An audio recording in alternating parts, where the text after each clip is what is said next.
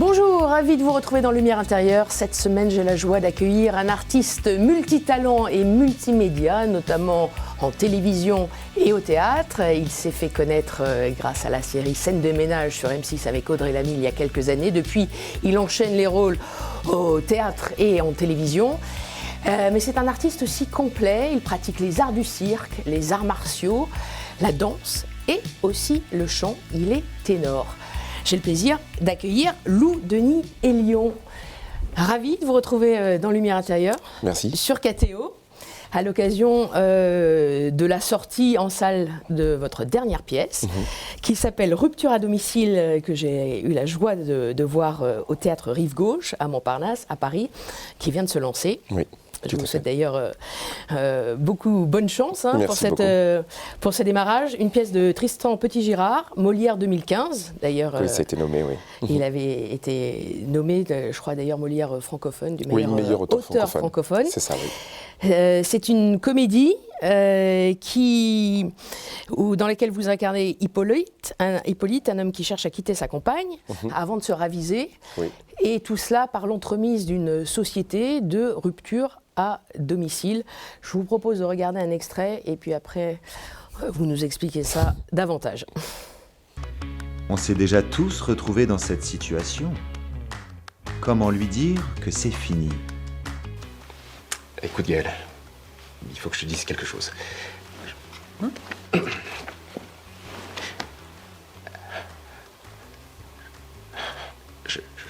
Je t'aime. Moi aussi, je t'aime. Vous voulez quitter quelqu'un et vous n'y arrivez pas ? Chérie, t'as quelque chose à me dire ? L'agence Rupture à domicile est faite pour vous. Non, tout va bien. Quand on quitte quelqu'un qu'on n'aime plus, on ne l'abandonne pas, on le libère. C'est mon métier, j'aide les gens à se libérer. Rupture à domicile, bonjour. Je peux intervenir dans un parc, dans un restaurant, sur le lieu de travail, mais pour plus de discrétion, je recommande la rupture à domicile.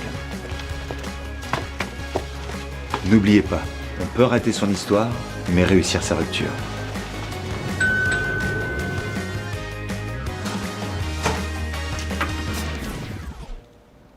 Eric ? Gaël.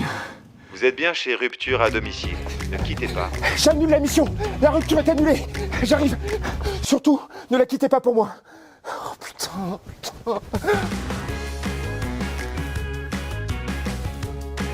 Voilà, donc là c'était la bande-annonce du spectacle Rupture à domicile. Est-ce que vous pouvez nous faire le pitch un peu de façon un peu plus condensée et plus explicative?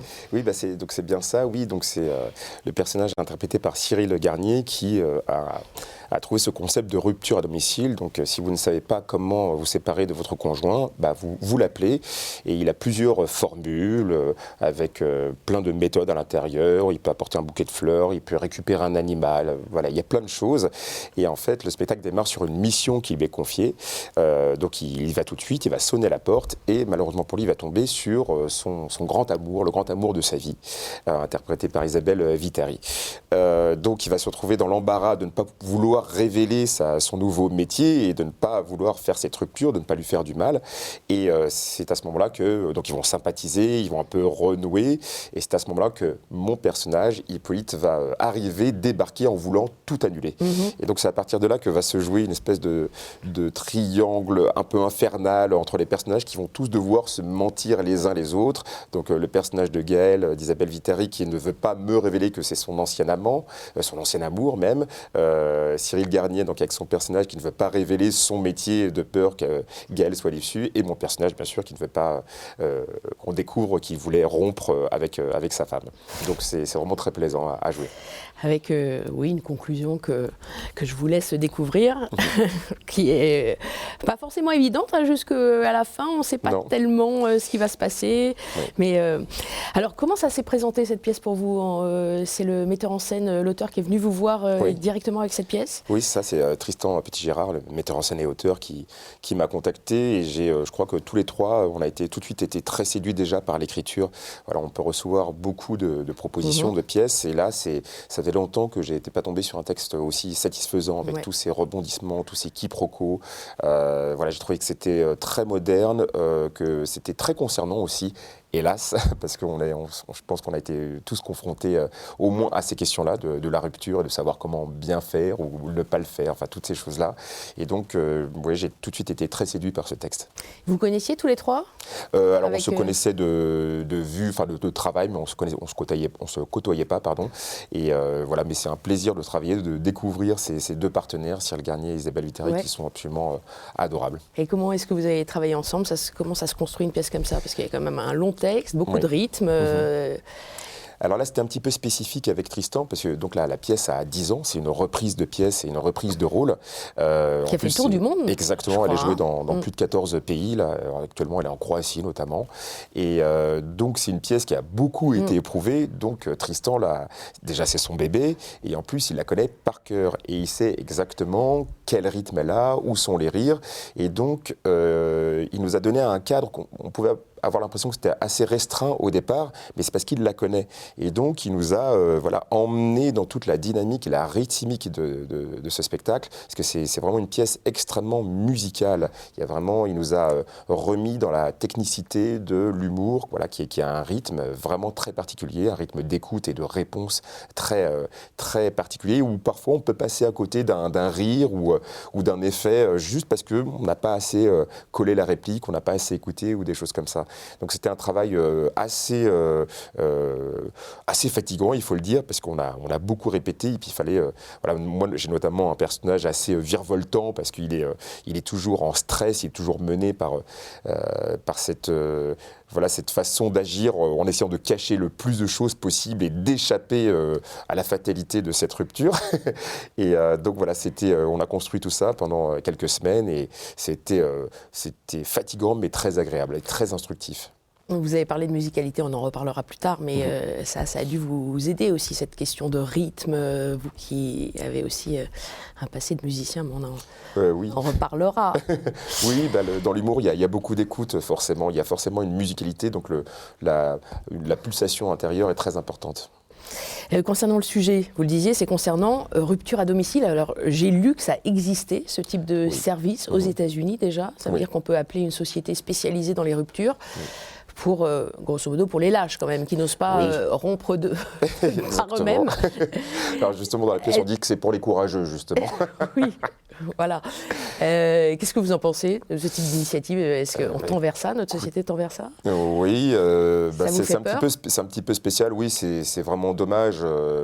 En effet, je trouve que c'est assez lâche, c'est toujours un moment difficile, les ruptures, que ce soit pour la personne qui rompt et la personne qui se fait quitter. Et je pense que si c'est pour des bonnes raisons, peut-être des raisons d'équilibre du couple, de santé personnelle, de santé mentale personnelle, il vaut toujours mieux quand même s'adresser directement à la personne, même si c'est difficile, il y a plus de... Voilà, on peut repartir un petit peu moins triste. Vous ne le feriez pas personnellement, si non, ça existait ? Non. Est-ce que vous pensez que ce type de société est plus consulté par des hommes ou par des femmes ? Je ne saurais dire, j'imagine par des hommes peut-être, mais je ne saurais dire, parce que c'est vrai que la société change et aujourd'hui on voit que les choses s'équilibrent dans le bon sens et dans le mauvais sens aussi. Ça veut dire que la lâcheté serait peut-être plus du côté des hommes ? Je pense, oui, mais je pense que tout le monde aujourd'hui, comme la parité, je pense que c'est dans tous les sens. Et donc ça peut engendrer aussi des choses sur les mauvais côtés des hommes, notamment, et qui peuvent apparaître. Donc je ne sais pas, mais peut-être que c'est 50-50. Je pense que quand même c'est plus les hommes. Est-ce que vous avez d'autres actus là, en ce moment ? Là, je viens de terminer le tournage de la 14e saison de Clem. Oui. Voilà. Donc c'est sur le Alors, terme d'une randonnée en Bretagne. Une autre série télé. Exactement. Et on dit que vous seriez peut-être un personnage récurrent. Oui, ça fait déjà la 4e saison que je fais là. Ça s'installe Exactement. Bien dans le temps. Oui, tout à fait. Donc après Scène de ménage, vous êtes l'une des figures maintenant de Exactement, Clem. Oui. Vous aimez bien être une figure récurrente comme ça ? En fait, je le calcule pas du tout. Voilà, les choses viennent comme ça. Quand j'ai passé le casting de scène de ménage, je ne savais absolument pas où je mettais les pieds. Je ne savais pas du tout ce que c'était. C'est juste on m'avait appelé pour ce casting et j'ai découvert quand j'ai été pris que c'était pour une quotidienne. Donc voilà, j'ai découvert au fur et à mesure voilà, de faire quelque chose dans la récurrence. Et puis pareil pour Clem. Casting incroyable d'ailleurs entre parenthèses, puisque vous avez été choisi contre d'autres comédiens. Oui, en fait, ce qui s'est passé là en ce moment, c'est Arnaud de Samer qui en a parlé. En fait, il y avait Arnaud de Samer qui était le premier casté, quasiment le premier prix. C'est lui il était même là pour sélectionner les comédiennes. Et donc, il a passé le casting avec Audrey Lamy. Et je crois que la production et M6 ont eu peur à la fin que le nom Lamy plus un personnage blanc, ça rappelle trop un gars et une fille. C'est pour ça qu'ils ont décidé d'ouvrir à la diversité. Et je crois que j'ai été le dernier à passer le casting. Parce que j'ai entendu aussi que Tarek Boudali avait failli aussi. Je crois. J'ai lu une interview comme quoi lui aussi était pressenti et il paraît qu'il était jusqu'au final. Oui, je crois qu'il qu'il donc, exactement. Bravo à vous. Donc il n'y avait pas que. Après, c'est pas du tout une question de qualité, bien évidemment. C'est des concours de circonstances, de comment ça match et tout ça, c'est plein de choses. Mais moi, j'ai découvert, comme je vous l'ai dit, tout ça un petit peu après. Puis Tarek, après, a pu rejoindre la super série En Famille, puis avec la carrière formidable qu'il a aussi au cinéma. Et puis pareil pour Arnaud, comme il le dit bien, voilà, il a pu se consacrer à ses spectacles, faire l'émission de Laurent Ruquier et avoir son parcours également aussi très bien pour lui. Et vous, par exemple, sur Clem, vous avez été casté aussi ou à force d'être connu et on vous choisit spécifiquement maintenant ? Je ne sais plus. Non, je crois que... Enfin, peut-être qu'il y avait une shortlist et tout ça, mais il ne me semble pas que j'ai passé de casting. J'ai juste rencontré la production et puis voilà, ça s'est bien passé. Donc, Actu Clem, évidemment, cette pièce de théâtre que je vous conseille vraiment d'aller voir, Rupture à domicile. Oui. J'ai aussi entendu dans une interview que vous êtes peut-être sur un court-métrage. Oui, vous avez des velléités de production, en tout cas de réalisation, je crois. Oui, c'est ça, oui. J'essaye, alors c'est un petit peu long, parce que c'est une nouvelle affectation. J'essaie de développer un court-métrage sur les décors de la Première Guerre mondiale, sur la rencontre entre des poilus français et des soldats noirs américains. En fait, cette idée m'est venue sur un livre que j'ai lu qui s'appelait Les poilus de Harlem, de Thomas de Saint-Tourin, si je ne me trompe pas. Et donc c'est un livre très instructif sur ce régiment de Noirs, donc sur tout leur engagement dans la Première Guerre mondiale qui a été très très compliqué. Je la fais courte, mais au début, les Américains ne voulaient pas engager les Noirs américains dans le conflit. C'était très compliqué. Et puis finalement, vu l'atrocité de ce conflit, ils ont dû les investir dedans. Ils les ont armés très très tard. Et ce qu'on ne sait pas, c'est que c'est comme ça que le jazz est arrivé en France. En fait, ce régiment, c'était un régiment d'infanterie, c'était une fanfare en fait au départ. Et ils ont débarqué, je crois que c'était très tard, en 1918, à Rennes, Nantes, ou je ne sais plus quel port. Et ils ont joué la Marseillaise en version jazz, en version swing en fait. Et c'est comme ça que les Français ont découvert le jazz. Et donc je me suis dit, tiens, de quoi pouvaient parler éventuellement les poilus français et les Noirs américains dans les tranchées. Et je me suis dit, peut-être de jazz, justement. Et là, vous commencez l'écriture ou vous Alors, j'ai terminé l'écriture, et là, j'ai déjà eu une bourse de l'ADAMI. Et là, il faut que je retrouve un producteur, parce que là, celui que j'avais a dû arrêter sa profession. Donc voilà. Et vous allez jouer dedans ? C'est en cours. Oui, alors je vais jouer dedans. Alors, j'aurais souhaité juste le réaliser, mais pour la bourse que j'ai reçue de l'ADAMI, il faut jouer dedans. Voilà. Et puis je développe aussi un long métrage, un format long, autour de l'homosexualité dans le sport. D'accord. Ouais. Et donc ça, c'est à venir peut-être pour l'année prochaine, on 2024, va voir, voilà, c'est... 2025. Je ne sais plus quelle... ça, on va voir, parce que c'est une autre dynamique, la réalisation, et tout ça, trouver des producteurs, trouver des distributeurs ou des choses comme ça. Donc voilà, j'y vais lentement, mais c'est passionnant en tout cas. Ça a l'air. Oui. Je vous propose de passer à la deuxième partie de cette émission. Oui. C'est la partie dans laquelle je m'éclipse. Je vous propose 4 mots et vous allez nous les éclairer, nous les raconter. Oui, tout à fait. À tout de suite. Lou Denis et Lyon.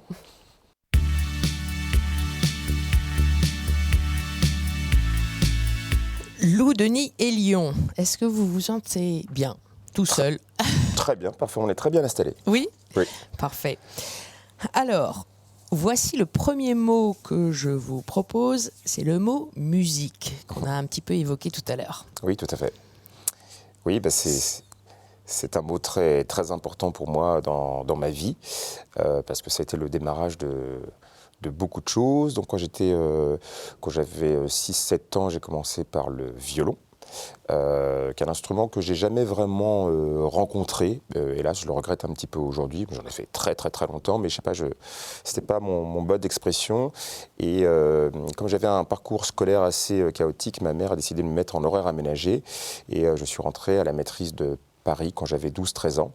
Et donc c'est un chœur d'enfant professionnel et qui a bouleversé ma vie, que ce soit dans la pratique de la musique, que ce soit dans la culture que ça m'a apporté, dans les pratiques artistiques, les opéras, les concerts, même parfois des pubs ou des CD. Et c'est vraiment quelque chose qui m'a cadré en fait dans la vie, et c'est ça qui m'a donné le goût des planches et de la scène et du métier d'acteur plus tard en fait. Donc c'est par la musique que vous êtes arrivé sur les planches. Exactement, oui. Finalement. Oui, oui.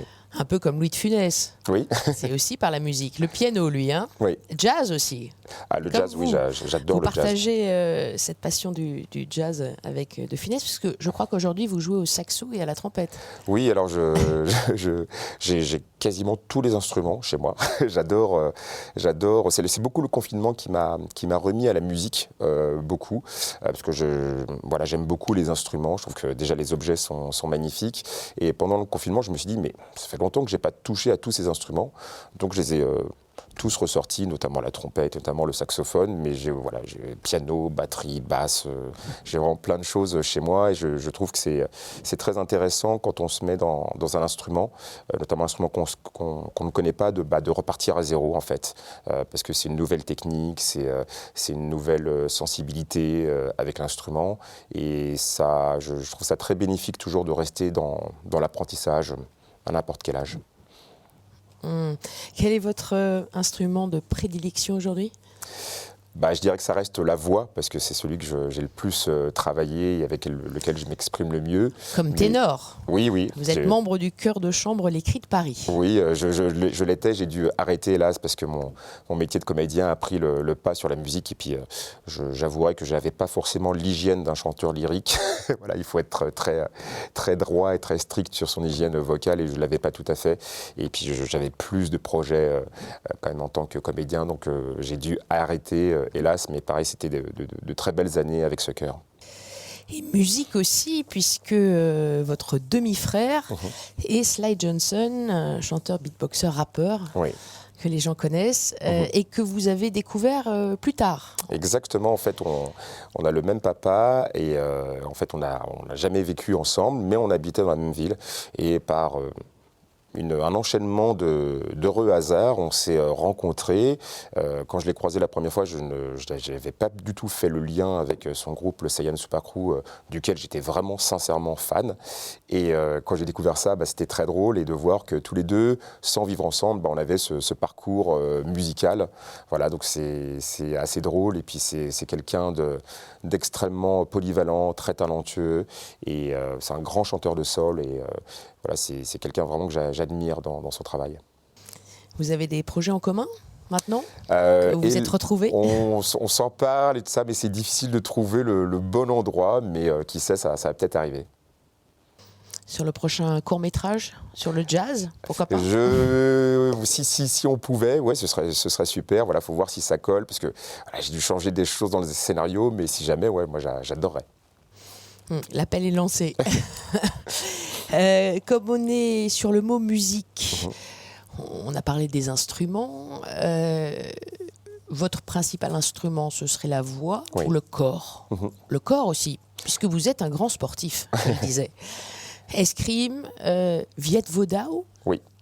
Qu'est-ce que c'est Viet Vo Dao ? Vous allez nous raconter. Oui. Mais aussi du jonglage, de l'acrobatie, les arts du cirque. Enfin, vous faites un tas de choses, les arts martiaux. Oui, comme je vous l'ai dit tout à l'heure, j'ai eu un parcours scolaire un peu chaotique, j'ai beaucoup séché l'école, mais je passais pas mon temps à rien faire. En fait, Voilà, je passais mon temps à expérimenter des choses, donc oui, la jonglerie, le cirque, je suis passionné de cirque, donc j'ai fait de l'acrobatie, des choses comme ça, et puis oui, une grande passion pour les arts martiaux et les sports de combat. Donc mon premier art martial alors j'ai commencé par le judo quand j'étais petit, mais pareil, c'était pas mon mode d'expression, et j'ai découvert par hasard le Viet Vo Dao, donc qui est un art martial vietnamien qui va être entre le karaté et le kung-fu, si je caricature un petit peu. Et voilà, c'est surtout une rencontre aussi avec un professeur et un maître qui m'ont développé mon esprit un petit peu fort, le corps aussi qui se développe, et donc c'est très intéressant de cette évolution avec un petit peu de spiritualité pardon, aussi, voilà, autour de ça, une philosophie, et donc c'est une vraie passion. Voilà, aujourd'hui je pratique le jiu-jitsu brésilien, qui est une autre discipline un petit peu plus dans le contact, mais qui est une passion également.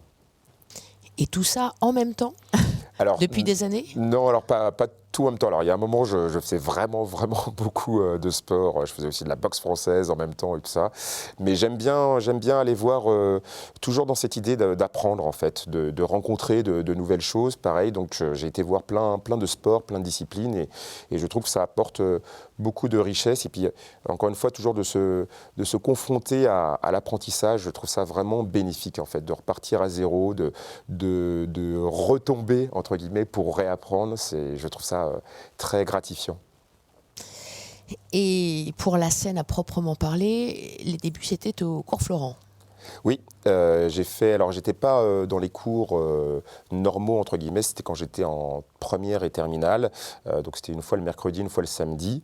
Et donc, c'est là-bas que notamment j'ai rencontré ma troupe avec qui j'ai commencé, qui s'appelle le Comité de la Claque, avec qui on a fait énormément de parodies, de fausses pubs, de choses comme ça.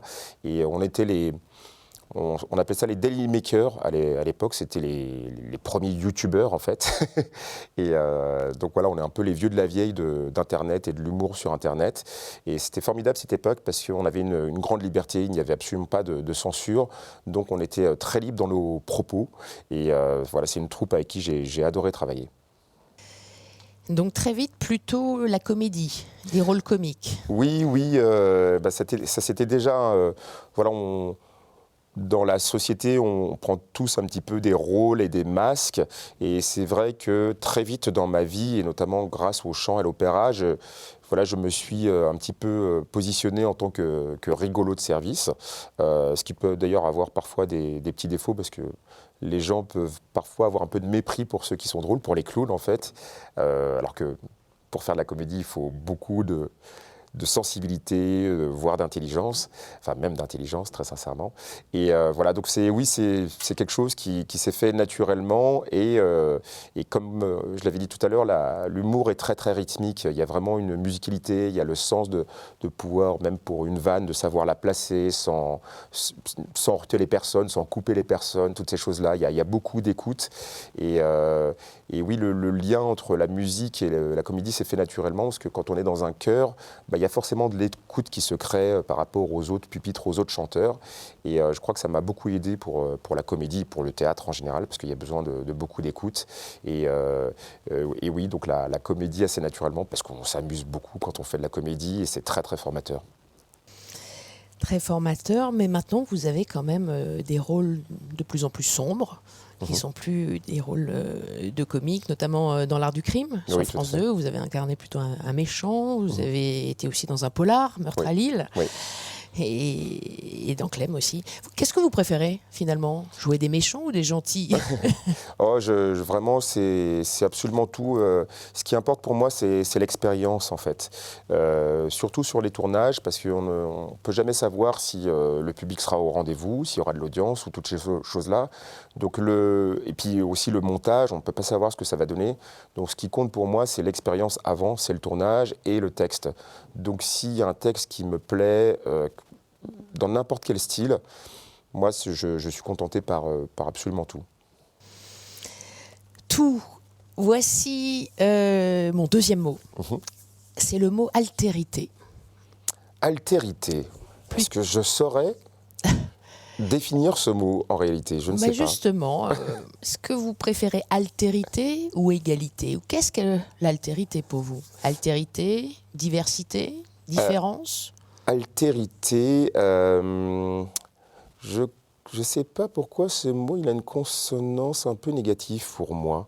Mais non, c'est une erreur, c'est une erreur d'interprétation. Alors, altérité, oui, peut-être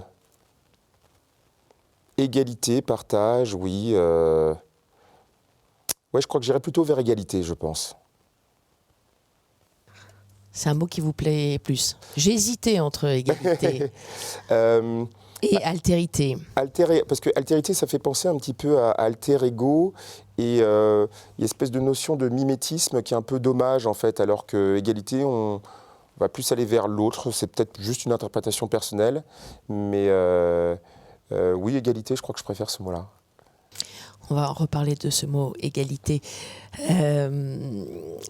Si on parle de l'altérité, on peut aussi voir la différence. La différence, c'est la richesse aussi. Oui, complètement. Ça résonne avec l'identité. Votre maman est française, votre père est congolais. Il était français d'origine congolaise. Français d'origine congolaise. Vous avez baigné dans une culture double, de laquelle vous avez tiré des richesses et vos racines. Alors, je n'ai pas vécu avec mon père. Donc, je ne connais pas toute la partie, entre guillemets, africaine de ma culture. Mais par contre, de par mon métissage, en effet, c'est peut-être pour ça que ce mot, parfois, peut avoir une consonance un petit peu dure. Le métissage est quelque chose d'à la fois formidable, mais qui peut être assez dur à vivre, en fait, par rapport à l'extérieur. Et quand je parle de métissage, je parle vraiment de... Je veux l'étendre en effet à la diversité, voilà, ce qu'on est en fait intrinsèquement. Et en fait, quand on ne correspond pas à quelque chose de précis, les gens ont tendance à coller beaucoup d'étiquettes. Et donc, moi, étant métisse, noire, avec une mère blanche, faisant de la musique classique et des arts martiaux, les gens ont toujours été un petit peu perdus. J'ai des boucles d'oreilles, les gens se disaient, mais alors du coup, il doit être rappeur, ou ceci, cela, ou... Enfin, il y a toujours eu un peu une confusion des genres, en fait, sur moi. Et donc, c'est à la fois une richesse, parce que ça permet de s'adapter en fait et justement de s'intéresser à plein de choses, mais ça peut être aussi vécu d'une manière un petit peu plus dure parce que les gens, bizarrement, ont besoin de caser les gens dans quelque chose et du coup, il peut y avoir des préjugés et des clichés.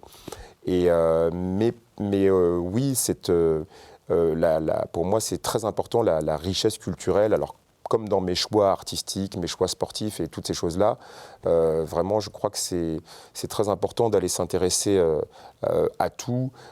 Justement, j'ai fait, quand j'avais une vingtaine d'années, je suis allé faire du théâtre en Afrique avec une troupe africaine à l'espace Lingateré.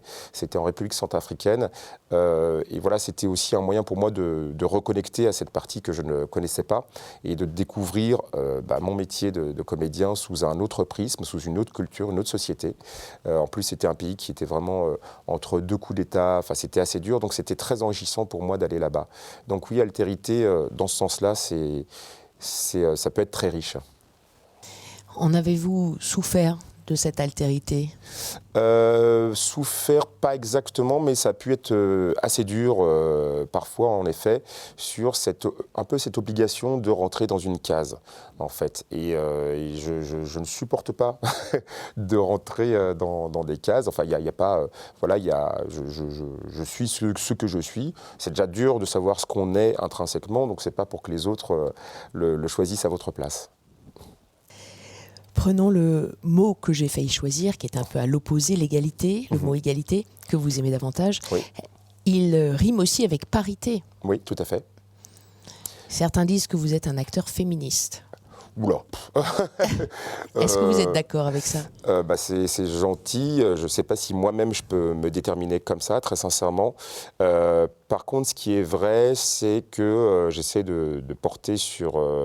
un regard sur ma masculinité, sur le principe de la déconstruction. Je trouve que la notion de déconstruction, qui peut paraître péjorative pour cette personne, pour certaines personnes, est en fait très intéressant. Et je crois que d'ailleurs la déconstruction concerne pas seulement les hommes, il concerne tous les gens de la société en fait. C'est-à-dire c'est toutes ces choses qui au fil du temps nous ont donné une seule vision du monde. Et notamment sur les femmes en fait. Et je crois, alors sur cette partie-là, c'est surtout évidemment les mecs qui ont à travailler sur eux. Mais encore une fois, je ne pense pas que ce soit une question de genre ou... C'est beaucoup plus vaste que ça. Et que la parité, c'est vraiment... Je préfère vraiment le mot égalité parce que je pense que c'est un combat universel, vraiment l'égalité. Voilà, concernant, on a vu cet été avec les Jeux paralympiques, l'engouement et le plaisir qu'avaient les gens à partager avec ces sportifs absolument incroyables. Voilà, c'était très beau cet événement pour ça. Et donc c'est pour ça que la parité, évidemment, est très importante, mais l'égalité, c'est vraiment quelque chose qui nous manque, hélas, alors que ça fait partie de la devise de la France, et qu'il faut vraiment l'approfondir, et que chacun, on a à travailler sur justement notre vision du monde, notre vision des autres, de l'autre, et je crois que c'est très important.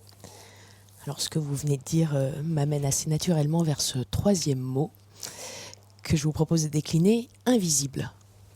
Invisible. Invisible. C'est un mot que j'aime beaucoup parce qu'il peut avoir plusieurs. Il peut avoir des côtés très positifs et des côtés très, très négatifs. Je vais commencer par les négatifs, l'invisibilisation. C'est quelque chose d'assez dramatique. Toutes ces personnes, encore une fois, qui sont exclues des discours, de la société, de la médiatisation. C'est quelque chose qui est absolument terrible parce que quand on est invisibilisé, on se sent extrêmement seul et ça peut être un sentiment, encore une fois, aussi très personnel. Personnellement, même si je ne suis pas dans un combat poussé sur la négritude ou des choses comme ça, l'invisibilisation de certaines personnes, notamment dans les médias, c'est quelque chose que j'ai toujours noté, en fait. Et voilà. Et je sais que le fait que je sois à l'écran, comme plein d'autres collègues, j'ai beaucoup d'enfants, par exemple, qui viennent me voir et qui disent c'est chouette, on peut être, quand on est noir, on peut être avocat, on peut être médecin, on peut être ceci, on peut être cela, et c'est très, et je pense que c'est très, très gratifiant. Et puis encore une fois aussi, pareil, je vais revenir sur les Jeux Olympiques, les Jeux Paralympiques. Voilà, quel bonheur de voir tous ces gens que peut-être on ne côtoie pas dans notre quotidien et qui sont absolument débordants de volonté, de détermination, et c'est très important. Et dans le côté positif de invisible.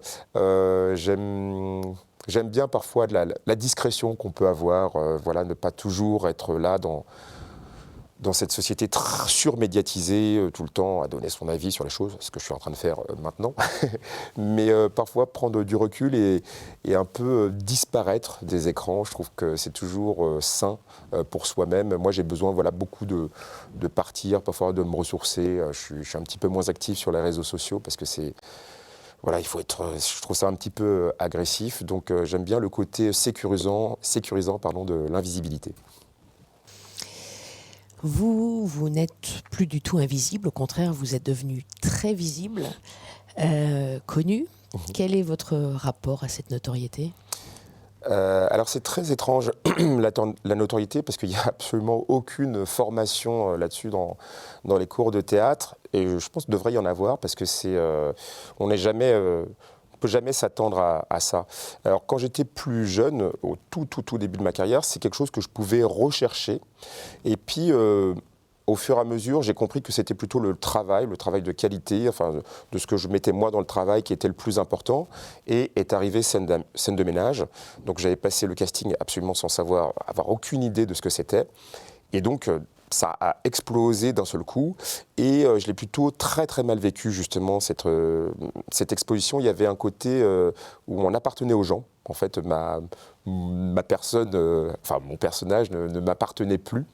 Et au début, j'ai eu beaucoup de mal à comprendre ça, parce que ça peut être, il y a une espèce de forme de violence qui se fait dans la proximité avec les gens qui sont absolument adorables, mais d'un seul coup, il y a une barrière de l'intimité qui se casse. Et donc pour moi, c'est très difficile de s'adapter à ça, c'est-à-dire d'être un visage connu au quotidien. Donc tout change un petit peu. Donc on se pose toujours, quand on s'achète un rouleau de papier toilette, s'il n'y a pas quelqu'un qui est en train de prendre une photo ou des choses comme ça, ou se décrotter le nez.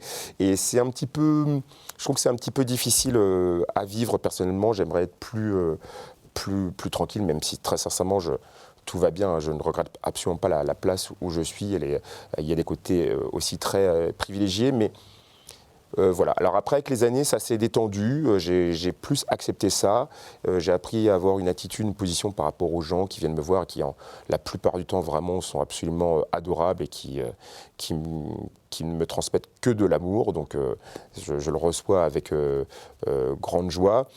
Mais voilà, c'est plus le côté un petit peu fou de la médiatisation, où les gens ont des fantasmes sur ce que peut être un comédien avec lequel j'ai du mal. Avec ce mot invisible, on pense aussi au monde de l'invisible, de l'inconnu. Quel est votre sentiment sur ce monde ? Alors, invisible, je vais tout de suite partir un petit peu vers tout ce qui est présent mais invisible, les atomes, la matière, toutes ces choses-là. Je suis passionné d'astronomie et donc également de physique quantique, l'infiniment grand et l'infiniment petit. Et c'est des mondes tellement merveilleux quand on lève un petit peu les yeux au ciel, ou justement quand on regarde tout ce qui est petit, c'est tellement formidable. Je trouve que parfois, l'humain a tendance à chercher l'extraordinaire dans des choses un petit peu surnaturelles, la voyance ou les choses comme ça, alors que la vie est formidable en soi et qu'il y a plein de choses extraordinaires à comprendre sur les atomes, sur comment tout ceci s'est créé par des milliers de hasards, la vie humaine. Et je trouve que c'est passionnant, c'est très spirituel de regarder le ciel ou de regarder tout ce qui est petit. Voici maintenant le 4e mot, le mot foi. Alors la foi, c'est quelque chose, je trouve que c'est un mot très complexe, c'est un mot très personnel. Alors moi j'ai une grosse éducation, énorme éducation catholique. J'ai fait énormément de pèlerinages quand j'étais jeune et tout ça. Et j'avais la foi, j'étais croyant. Et ça s'est modifié avec mes expériences de vie.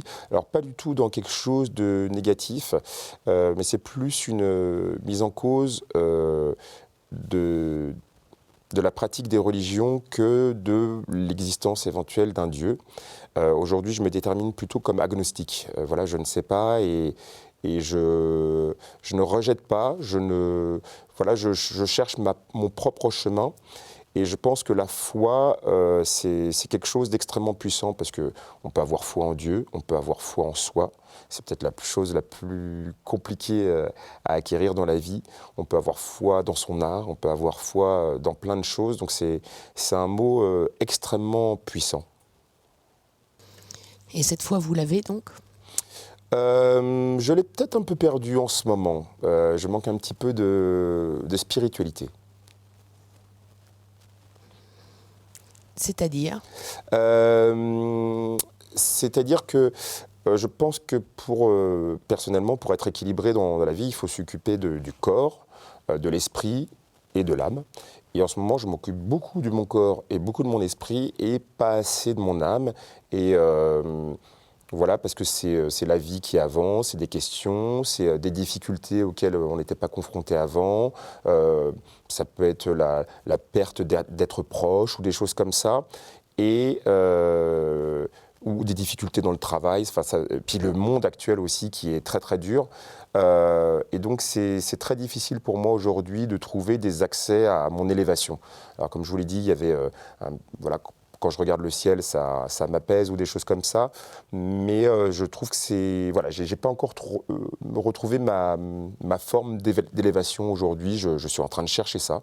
Ce sera peut-être par l'art, ce sera peut-être par autre chose, je ne sais pas encore, mais en ce moment, je suis un petit peu en crise spirituelle, en crise de foi, comme disait Raymond DeVos.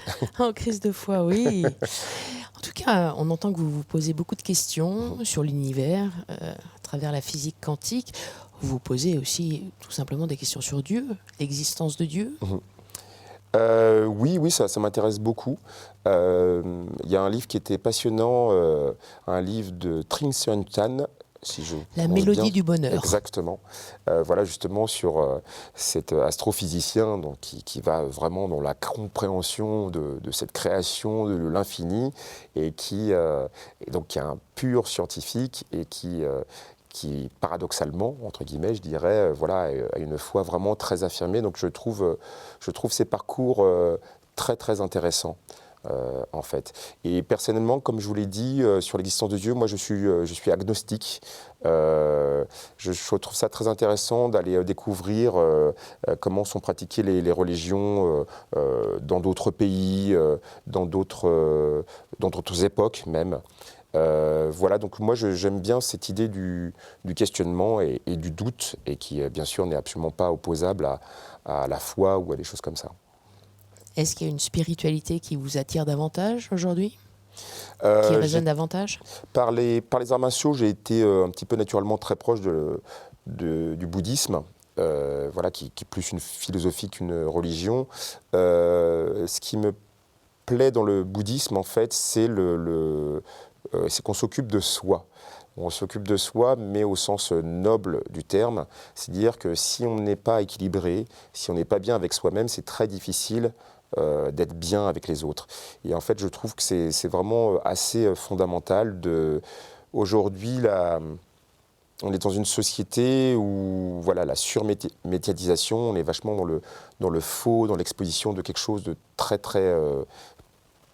peu personnel en fait. C'est très froid, j'aime bien dire que c'est très binaire en fait aujourd'hui, parce qu'on est dans l'ère du numérique et voilà, on n'est que sur du chiffrage 1, 0, 1, 0, il n'y a pas d'autre chose, quoi. Et je trouve ça un petit peu dommage, et qu'on oublie trop que s'occuper de soi-même, le bon égocentrisme, hein, l'ego, c'est pas quelque chose de... On parle de ça comme quelque chose de négatif, mais en fait, c'est juste une question de où est-ce qu'il est placé, en fait, notre ego. Et s'il est centré, je pense que c'est très bénéfique pour soi-même, et que quand on arrive à trouver ces états de paix intérieure de soi-même, bah, c'est là qu'on arrive à irradier les autres de notre équilibre, en fait, tout simplement. Et toi, le ciel t'aidera, Exactement, dit-on aussi. c'est exactement ça. Ce ciel, d'ailleurs, vous le voyez comment après la mort ? Je ne sais pas. Je rappelle d'ailleurs que vous avez incarné un ange Gabriel dans un paradis déjanté. Oui, complètement. Si je ne m'abuse. Oui. Et j'ai rejoué un ange dans un film qui sortira cette année ou l'année prochaine, qui va être très chouette sur les anges, oui. Comment je vois la mort, enfin l'après, je ne sais pas du tout. Et c'est pas grave. Et je crois que c'est bien de ne pas savoir. Ça peut faire peur, mais... oui, c'est ne pas savoir pour justement rester dans ce morceau de vie très petit au sens de l'univers qui nous est donné. Bah, je préfère essayer de me concentrer sur ce présent. Est-ce que vous trouvez un sens à l'existence ? Alors, en ce moment, c'est très, très, très difficile, je trouve, avec l'actualité qui est très très violente, donc j'essaie de couper un petit peu les actualités et oui de faire mon parcours personnel, mon propre chemin, et d'essayer de m'améliorer personnellement, de ne pas considérer entre guillemets les autres dans ce chemin, parce qu'en fait c'est dès qu'on part vers l'extérieur, on s'occupe plus de nous en fait. Et donc c'est très très difficile d'avancer réellement. Et donc je crois que, enfin pour moi, c'est vraiment bénéfique de travailler sur soi-même, de trouver ces petits instants de bonheur, cette petite part en fait qu'on a à donner au monde, même si elle est absolument infime. Et c'est ça qui permet de trouver un petit peu de stabilité dans ce monde. Soyez le changement que vous voulez voir dans le monde, disait Gandhi. Exactement. Vous adhérez? Oui, complètement.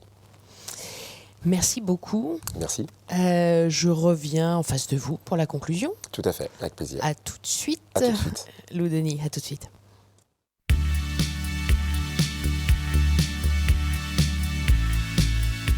Alors, Lou Denis et Lyon, qu'est-ce que vous avez pensé de cette expérience? C'était très chouette, très intéressant, là, le moment où on se retrouve tout seul. Et puis c'est toujours bien d'être confronté à de la réflexion sur ces mots, avec le mot altérité qui m'a bien... Je me penchais sur ce mot. Oui. Ouais. Vous auriez préféré égalité? Oui, bon. mais c'est bien, comme ça on peut aborder d'autres thèmes, c'est bien. Avec un autre prisme, finalement, exactement. puisqu'on tournait autour de la même question, égalité, altérité. Complètement. C'est le mot qui vous a le plus marqué sur les 4 que je vous ai proposés? Oui, parce qu'il m'a Il y posé... avait musique, altérité, Ouais. il vous a posé pas de problème, enfin, entre guillemets, invisible, Ouais. et le j'aimais- mot foi. Et j'aime bien visible aussi, mais altérité, c'est vrai, je m'y attendais pas, donc j'ai fait mince, je sais ce que c'est l'altérité vraiment. Invisible aussi. Ouais. Ça, c'est Ouais, j'ai bien aimé l'un ce de mot-là. le mot préféré, peut-être, des 4? Oui, parce que c'est des sujets qui intéressent les comédiens ou les artistes, les créateurs, l'invisible, comme j'ai dit, sur ces personnages, comme on parlait tout à l'heure de mon court-métrage sur un court-métrage sur les Noirs américains pendant la Première Guerre mondiale. Voilà, il y a plein d'histoires méconnues. Qui étaient invisibles, Exactement. invisibilisés en tout cas à cette Exactement, période-là. donc Et grâce à ce court-métrage à venir, on en saura plus, parce qu'effectivement, c'est une histoire que peu de gens connaissent. Invisible aussi, on en parlait tout à l'heure, vous en parliez, parmi les invisibles, il y a les anges. Et vous disiez que vous aviez un projet avec... Oui, tout à fait, un projet de ange, film, un autre. exactement, qui va sortir je ne sais pas quand avec Élodie Fontan, une comédie autour des anges gardiens en fait. C'est un super scénario, très très drôle. J'ai pris beaucoup de plaisir à le tourner. Est-ce que vous croyez aux anges gardiens? Est-ce que vous avez des anges gardiens? Est-ce que je crois aux anges gardiens? Je ne saurais dire... mais je pense que à partir du moment où on a des pensées pour des gens ou des défunts ou des choses comme ça, je pense qu'il y a une forme de croyance, de connexion. En tout cas, je ne saurais pas dire si ça existe vraiment, mais on peut en tout cas nous générer une connexion avec le spirituel. Et si ça nous est bénéfique, que ça existe ou pas, on peut créer cette existence, on peut être créateur de cette existence-là. Et vous la ressentez de temps en temps pour vous-même? Est-ce que vous avez des expériences J'ai eu quelques expériences, où j'avais l'impression de me connecter un petit peu avec des personnes. Alors c'est très personnel, hein, Bien sûr, je ne sais pas. Mais oui, j'ai eu quelquefois ces expériences-là. Dans ce cas-là, vous vous dites, il y a peut-être...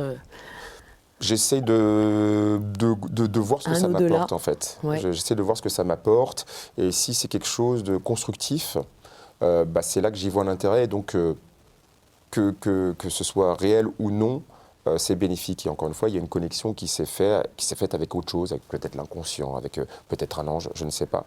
Mais quand, parfois on a des intuitions, puis ça ne sert pas à grand-chose dans la vie, mais quand il y a quelque chose qui est présent, qui peut se modifier, se transformer, je pense que c'est ça qui est intéressant. D'écouter en tout cas ces voix-là qui nous parlent. Et le concept de la bonne étoile, est-ce que vous avez le sentiment aussi d'être né sous une bonne étoile qui a... Alors pareil, je ne vais pas y croire directement, je pense que si on a de la chance en fait, parce que ça dépend hélas de nos conditions de vie, de là où on est né, de notre entourage familial, de notre entourage social, et on sait qu'il n'y a pas forcément de l'égalité là-dessus, mais parfois on peut faire des rencontres qui peuvent nous aider, et c'est savoir saisir l'opportunité pour tirer ce fil d'envie qu'on a en nous. C'est pas toujours facile, mais donc la bonne étoile, elle est en nous. Voilà. C'est joliment dit. La bonne étoile est en nous, est en vous notamment. Une étoile qui brille de plus en plus. Louis-Denis Hélion, à voir donc en ce moment sur les planches, dans Rupture à domicile, vraiment une pièce avec beaucoup d'énergie, très drôle, jubilatoire, où on sent que les comédiens font partager leur talent et leur humour. C'est vraiment très entraînant, donc à voir au Théâtre Rive Gauche. Également à voir la série Clem, oui, tout où à vous fait. continuez à incarner le personnage de Mathieu, voilà, de Mathieu. compagnon de Lucie Lucas du personnage de Clem. Exactement. Et puis, d'autres projets en perspective, d'après ce que vous nous disiez. Oui, j'espère. Il y en a encore pas mal sous le J'aime bien créer, donc pied. on va essayer. Ouais. Donc bientôt peut-être derrière la caméra. J'espère. On vous le souhaite. Merci. Intéressant ce court-métrage, peut-être long-métrage dont vous nous parliez, sur ces invisibles des tranchées. Tout à fait. Et Jasmine. Ouais. Merci infiniment, Merci beaucoup. Louis-Denis Hélion. Merci à vous de nous avoir suivis. Comme d'habitude, vous pouvez revoir l'émission en tapant ktotv.com, le replay. À bientôt, bonne semaine. Merci à vous. Merci beaucoup.